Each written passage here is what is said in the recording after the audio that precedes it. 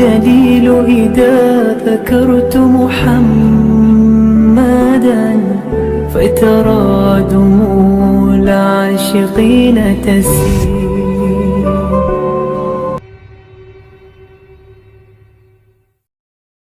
Assalamualaikum warahmatullahi wabarakatuh. Puji beserta syukur marilah kita panjatkan kepada Allah Subhanahu wa Ta'ala yang telah memberikan beribu-ribu nikmat.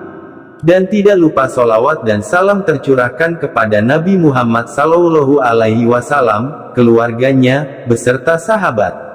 Semoga kita semua mendapatkan syafaatnya dan mendapat petunjuk hingga hari kiamat nanti. Amin, amin, ya robbal alamin.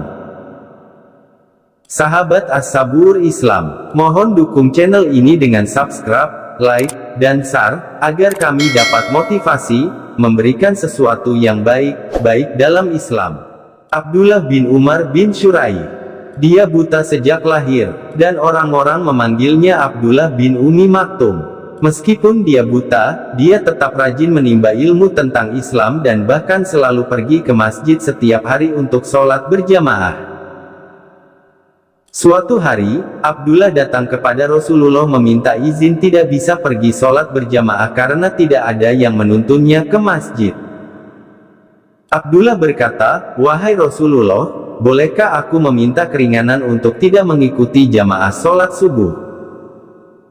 Rasulullah kemudian berbalik bertanya, "Apakah engkau mendengar azan, wahai Abdullah?" Abdullah menjawab, "Ya, saya mendengar setiap kali azan berkumandang ya Rasul." Rasulullah pun berkata, "Jika begitu maka tidak ada alasan bagimu untuk meninggalkan sholat berjamaah." Abdullah terdiam, kemudian menuruti perintah Rasulullah. Dia lalu berjanji untuk tetap istiqomah datang ke masjid sholat berjamaah. Setelah perkataan Rasulullah itu, Abdullah kemudian pergi ke masjid sendirian. Saat berjalan, dia tersandung batu dan jatuh tersungkur hingga kepalanya berdarah. Abdullah mengusap darahnya yang mengalir lalu berdiri kembali melanjutkan perjalanannya. Kesakitan yang dia rasa bukan penghalang untuk pergi ke masjid sholat berjamaah. Tiba-tiba terdengar suara seorang pemuda.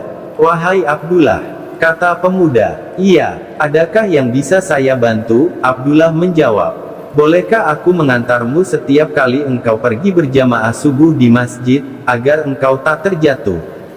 Kata pemuda tersebut, "Apakah engkau tak mempunyai hajat, wahai orang baik, hingga engkau menawarkan diri, mengantarkan aku berjamaah subuh di masjid?" Tanya Abdullah kembali. "Tidak Abdullah, bahkan aku sangat senang mengantarkanmu berjamaah subuh di masjid."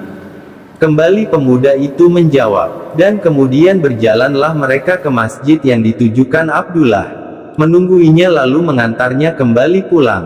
Abdullah merasa bersyukur dan berpikir Allah telah mengirimkan penolong untuknya. Pemuda itu bukan hanya mengantar Abdullah sekali tetapi setiap hari. Setiap hari pemuda itu menuntun Abdullah ke masjid dan menungguinya dengan sabar hingga selesai sholat lalu menuntunnya pulang ke rumahnya lagi.